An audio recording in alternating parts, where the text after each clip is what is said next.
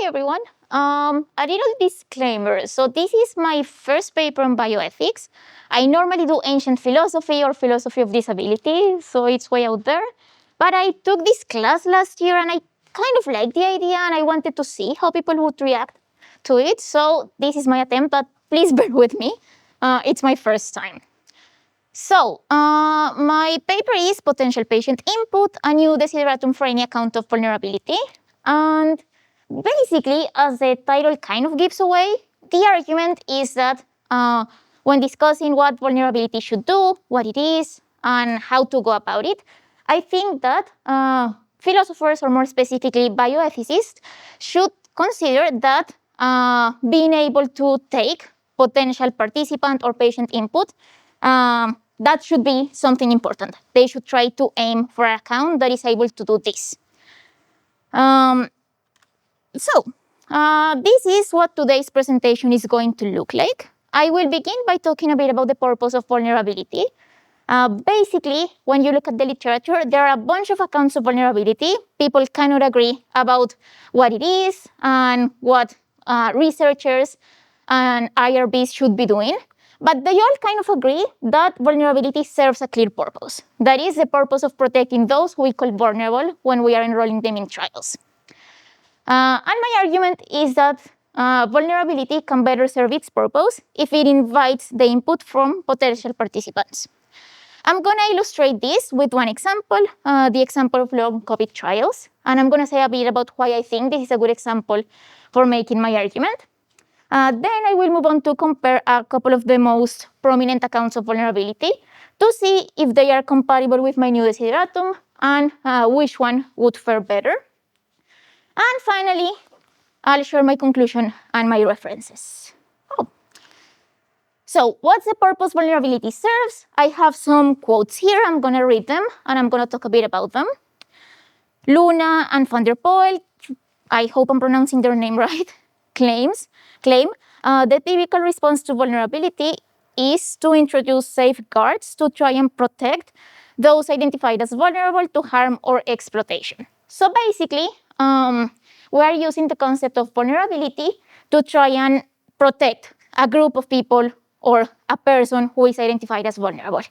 The idea is for researchers to be able to identify someone and give them a special protection because they need it. Similarly, Horst claims we agree that the vulnerable should be afforded some kind of special attention or protection. Again, the aim is protecting those that we identify as vulnerable. Then I have Lange, Rogers, and Dodds. They say our account of vulnerability is good for identifying and directing the responsibilities of those who perform research with the vulnerable. So they are saying something kind of similar. Their point is that we use vulnerability in order to get to a set of protections or a set of measures that should be implemented when doing research in order to protect those who need protection. So the idea is that vulnerability points researchers in the right direction. This is what you should be doing when you are doing research with some population. Finally, I have Riley, who says vulnerability generates an action guiding requirement to pay extra attention to their well-being, that is, to the well-being of those who are vulnerable. So again, we have this idea that we use vulnerability to identify people who need protection and then to come up with the mechanisms that are going to protect them. This is why I say that even though no one can agree about what vulnerability is or how researchers should go around it, they all think that the concept is a useful concept because it helps researchers to know who needs a special protection because they are at risk of being exploited, they're at risk of incurring some additional risk or harm, and then it invites them, or it kind of forces them to come up with ways of protecting those people they have identified as vulnerable. And as I was saying, my argument is that this can be better achieved by consulting potential participants. This seems kind of obvious, you're going to say, and that's what I thought when I was reading at the literature, but I didn't see any account that made this a priority. I found that particularly striking because when I looked at what researchers were actually doing, I did find that they cared about this. So you would often see researchers trying to talk to the group of potential participants they tried to enroll to see what they thought about the trial, to see what their concerns were. So they were, in a sense, already thinking about this. But the bioethicists, the philosophers who were abstractly thinking about what vulnerability is, weren't considering this. So I'm trying to invite them to do so. Now, my intuition is not enough, so I am going to discuss an example, and it's long COVID trials. So a bit about long COVID. The Mayo Clinic defines it as a long-lasting chronic condition triggered by the virus that causes COVID-19. So basically, something that happens to some people after they get a COVID-19 infection. It can have several symptoms, which range from brain fog, digestive issues, migraines, not being able to drink alcohol, and a bunch of other things. And it also worsens conditions like POTS. It also ranges in severity, so there are people who are only mildly affected, and there are people who cannot leave their house now because of this condition. That's, however, not very important for my purpose. For my purpose, what matters is that some research shows that people who suffer from long COVID may see their baseline worsen if they get reinfected. And I think that this is important because this makes them vulnerable in a particular way when participating in research trials. Why? Because often those who are affected the most live isolated lives. They avoid seeing people, they avoid going to crowded places because they do not want to get sick. Getting sick could mean making their conditions worse.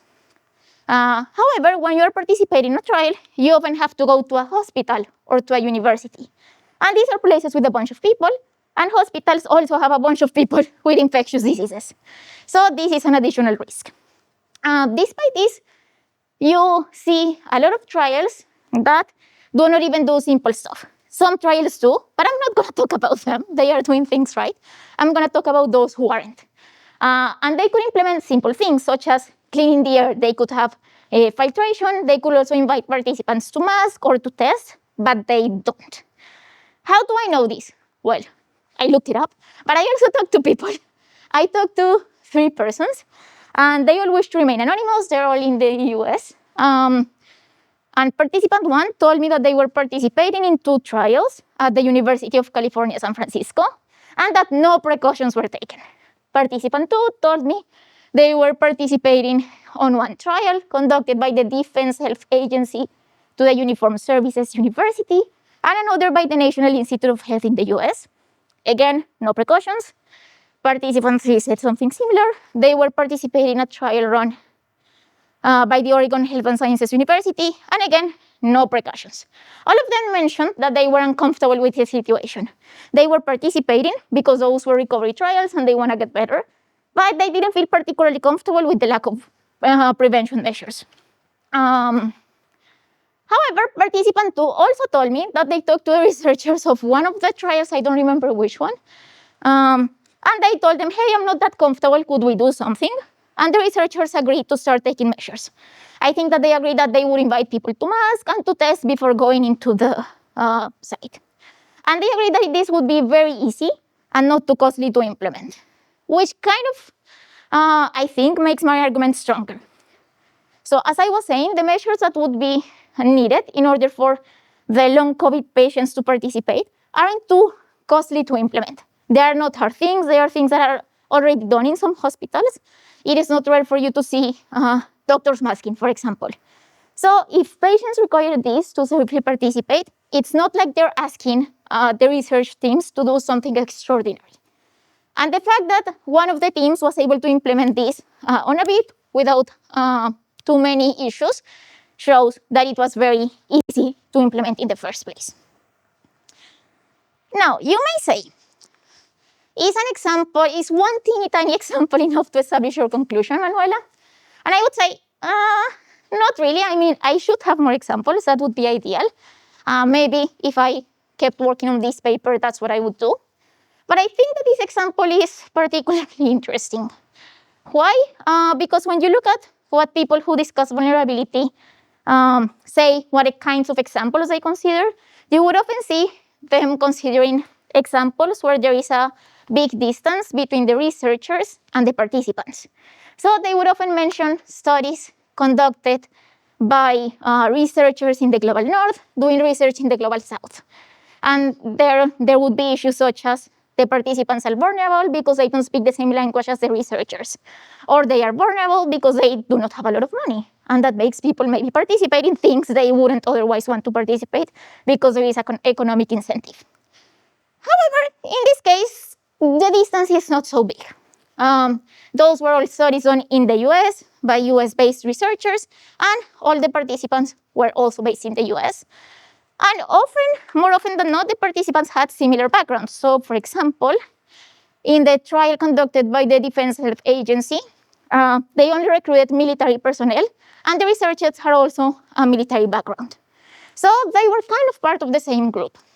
Furthermore, in this case, the vulnerability comes from something that researchers could easily be aware of. So it's not something special about their circumstance. It's not something that happens because of where they live or the kinds of communities they participate in, but because of the disease they're treating, the condition they're treating.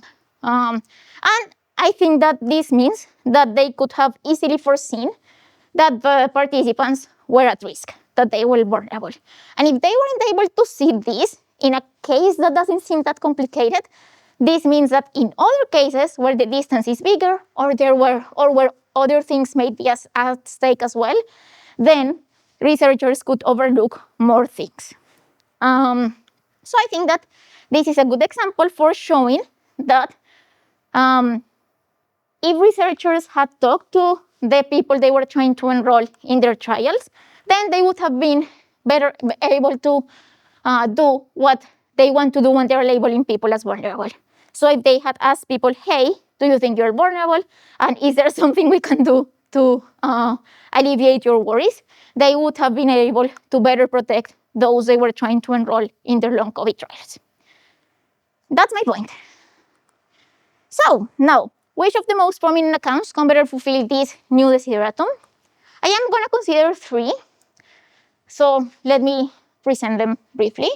I have option 1, which is the layers account. This has been defended mostly by Luna. And Luna doesn't provide a clear definition of vulnerability. People have criticized her for that. I'm not going to do that. But she says people or groups of people are never vulnerable in a vacuum, but they are vulnerable in a particular aspect that is the result of the interaction of their particular circumstances and their characteristics. And each of these aspects is a layer. So she would say, you become vulnerable when you have certain trait, and that trait interacts with your environment in a particular way that creates a vulnerability. What researchers should do is to proceed removing layer by layer. That's the expression she uses. This is not very clear without an example, so I'm going to mention the example she provides on another paper.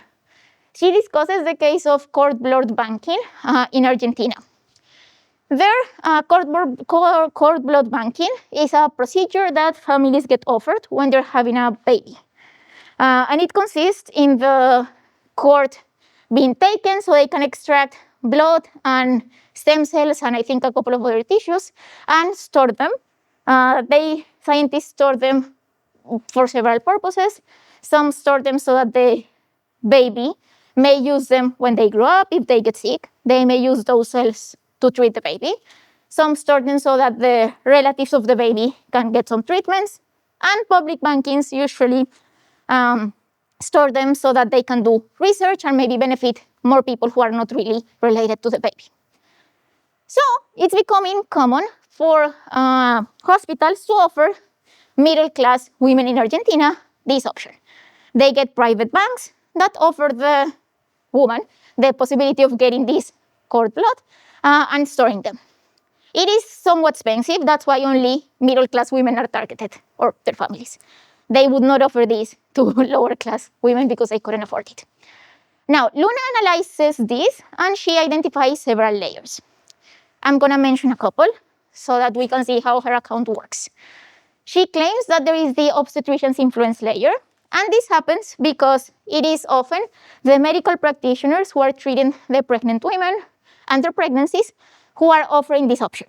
So the companies pay the obstetricians so that they can promote their service. And this is an issue because women do not know that their doctors are being paid for doing this promotion. They get a commission if they sign up. And this makes them vulnerable.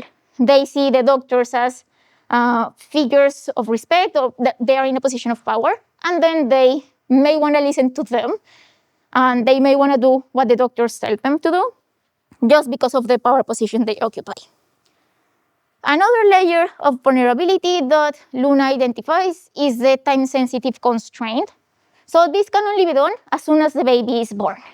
This means that there is a clear deadline for when you have to make the decision. And this may make people to be vulnerable to deciding without having considering all the alternatives. Luna also identifies the ideal model layer, which would be caused by society. In some places, and Luna thinks that Argentina is one of them, mothers are kind of forced by society to do everything they can to make sure their babies are going to be okay. And the sort of information they get makes them feel bad if they decide to say no to this procedure. So the brochures often say things like, if you want your baby to not get diabetes or cancer when they're older, you should be doing this. So it makes them feel guilty. If you want to be a good mother, you definitely have to pay for this procedure. And yeah, so this would be the kind of work that the researcher would do. They would look at the situation and they would identify the different layers of vulnerability. I'm going to compare them later. For now, I'm just presenting them. So let me discuss option 2. Option 2 is the identifiably increased likelihood of occurring additional or greater wrong account. Sorry, I could not come up with a shorter name. But this is proposed by Samia Hurst, who claims that vulnerability is a claim to special protection. As a claim to special protection should be understood as an identifiably increased likelihood of incurring additional or greater wrong. So the idea is that vulnerability would mean that you have a claim to special protection when it has been identified that you are at risk of incurring in greater wrong. And how does this look like practically? Horst identifies a 4-step procedure. And this is directed at researchers and IRBs, so institutional research boards. The first step asks them to identify if there is a potential wrong. So, for example, if they are conducting a study with personal information, one of the things that could go wrong is that the information gets leaked. That's a potential wrong that could happen, and they identify that this could happen. The second step would ask them to identify if there are some people who are more likely to incur in this wrong or to be affected by it to a greater degree.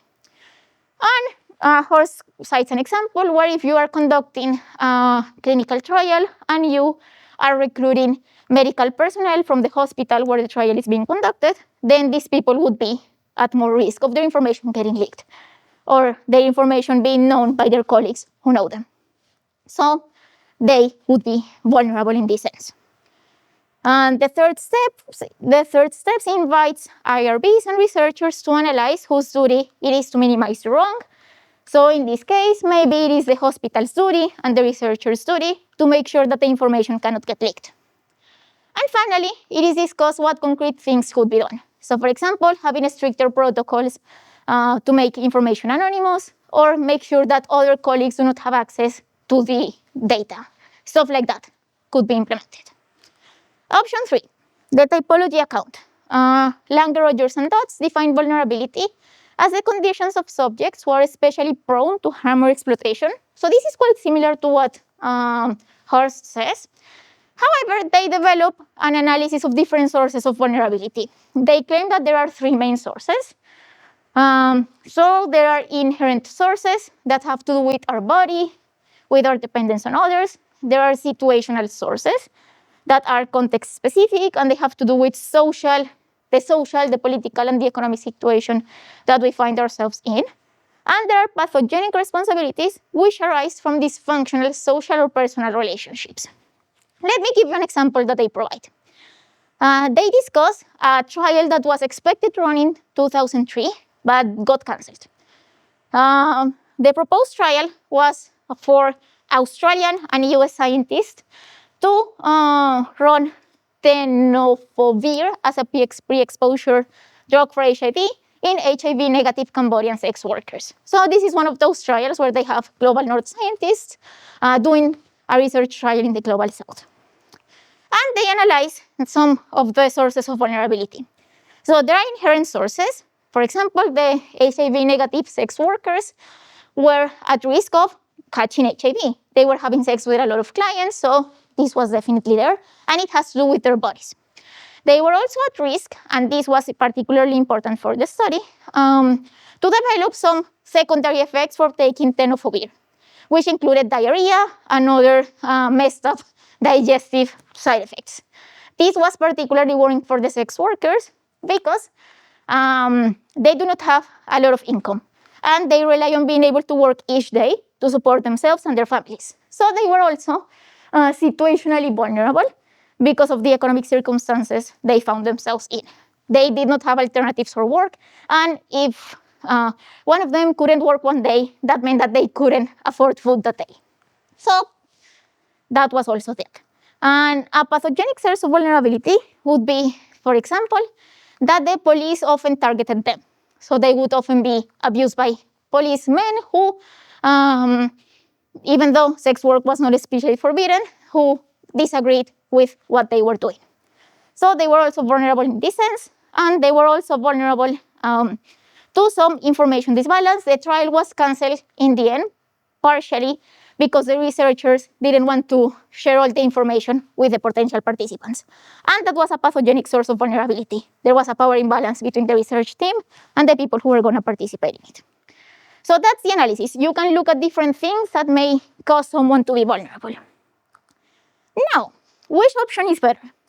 I think that they all can be made compatible with my new Desideratum. So Luna could agree that it would be convenient for researchers to ask patients if there are any layers of vulnerability that they think they have. However, I think that her account has a problem. That is that there is no actual guidance. So this has also been a common critic to her account, and is that it doesn't really tell researchers what to look for. It's just like, oh, you analyze the situation and you see if there is something that could be pressuring this person. But that's too general. And if it's too general for researchers, it is even more general for patients. So I think that we need something that offers patients more guidance. Option 2, I think that it can also be made compatible, but only after a makeover.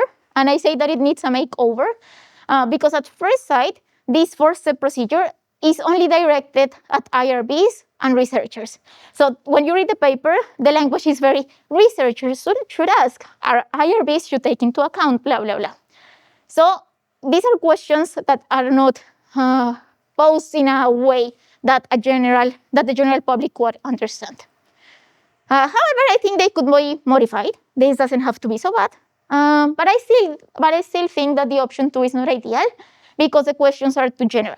If you remember them, they were things such as, is there a possible wrong? Is there someone who could be affected by this possible wrong to a greater degree? I also think that this does not offer particular guidance to people who may not be familiar with doing research or clinical research. So I think that, oh God, I have a typo. Option 3, an important typo, sorry, would be also compatible, but also the best one. I think that it offers, since it distinguishes the different sources of vulnerability, I think that it offers more concrete guidance as to how one should proceed. So since you have a list of things that could make people vulnerable, such as your economic situation, your disability status, the kinds of power relationships that you have, this may invite patients to think about what possible factors may affect their participation in the trial. So I think that it does offer some guidance. However, it could offer even more. My conclusion would then be that even though all of the accounts I have mentioned are compatible with my new Desideratum, they are not ideal. Option 3 fares a bit better because it does have some more concrete guidance, but it may not be enough. So far in my paper, I have established that researchers and IRBs can better protect the participants if they ask for their input, and this is precisely what they want to do with vulnerability, and that the taxonomy account can better fulfill this desideratum because it offers some kind of practical guidance. Before closing, I would like to, however, say two things. On the one hand, my purpose is not to say how this should be done. I am not trying to posit some sort of a specific procedure that researchers or IRBs should follow, but just say that bioethicists, those who are working on the concept of vulnerability in general, should consider this. They should center the fact that one can better identify who's vulnerable and protect them if one asks the people that are going to participate how they feel about their situation, about the participation. And the second thing is that I do not think that the people who are going to participate know it all. So there are sources of vulnerability that the researchers may be able to identify way better than the participants. They know way more about what they're doing, about what drug that they're testing, for example, may do to someone's body. But the people who are going to participate also have valuable information about the particular circumstances they're in. So, or considering this source of information would also be good, and it could only lead to increasing the chances of researchers and IRBs making sure that the people who are enrolling in the trials are safe. And that's it. Thank you so much.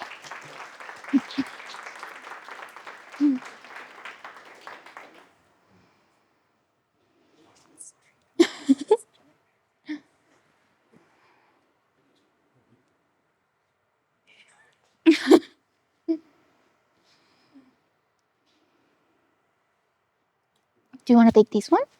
No, got it. Okay. Finally. 500th time's a charm. Thank you so much, Manuela. That was a great presentation. So if we have a few minutes for a few questions, and we already have a hand up.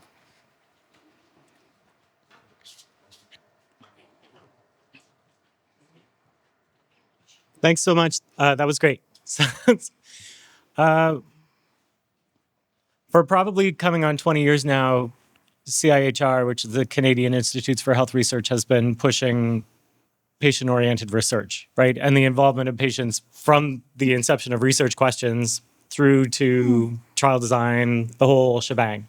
What's the relationship between that and the SPORE support units and all of this machinery around patient-oriented research and the work that you're doing? Because it feels like that is like what you're suggesting, but better, because the patients are the researchers or are among the researchers already, and so that knowledge is together in the same place right from the beginning. Okay, I fully agree with that. And as I was saying, this is just a call out to bioethicists who are publishing on this subject.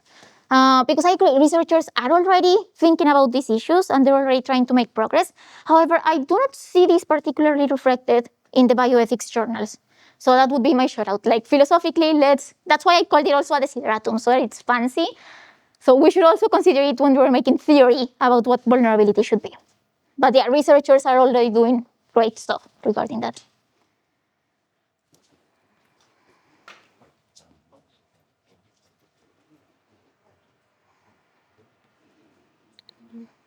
That was a really interesting talk, and I wasn't really aware of this area of philosophy. And I really liked this concept of vulnerability, and I especially was thinking about it during the layers of vulnerability.